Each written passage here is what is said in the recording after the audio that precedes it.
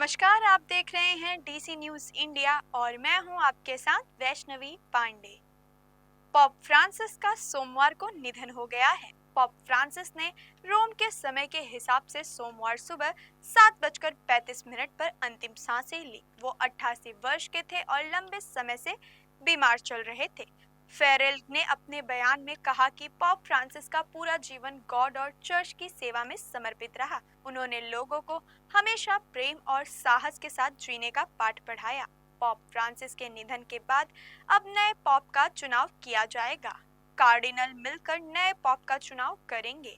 जवानी में pop Francis के एक फेफड़े में संक्रमण था। संक्रमण के कारण से उसे हटाना पड़ा था, जिसके चलते उन्हें सांस से जुड़ी बीमारियों का सामना करना पड़ रहा था। 2023 में भी उन्हें फेफड़ों में संक्रमण के कारण अस्पताल में भर्ती होना पड़ा था। पॉप फ्रांसिस को 14 फरवरी को अस्पताल में भर्ती कराया गया था। उन्हें डबल न्यूमोनिया हो गया था।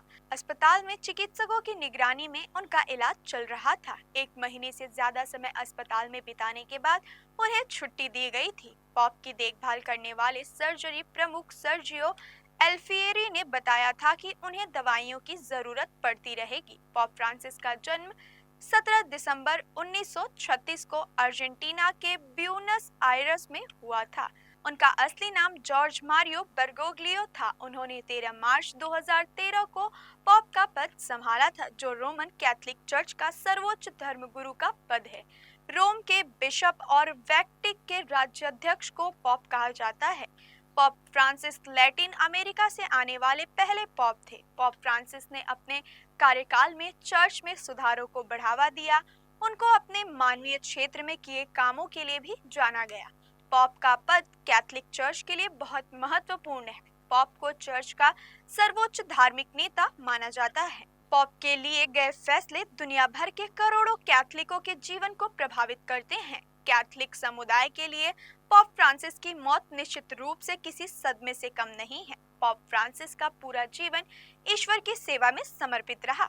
पॉप फ्रांसिस ने अपने आखिरी संदेश में जरूरतमंदों की मदद करने, भूखों को खाना देने और विकास को बढ़ावा देने वाली पहलों को प्रोत्साहित करने की अपील की थी। ईस्टर पर जारी अपने संदेश में उन्होंने लिखा, मैं हमारी दुनिया में राजनीतिक जिम्मेदारी के पदों पर बैठे सभी लोगों से अपील करता हूं कि वे डर के आगे न झुके। डर दूसरों के अलगाव की ओर ले जाता है।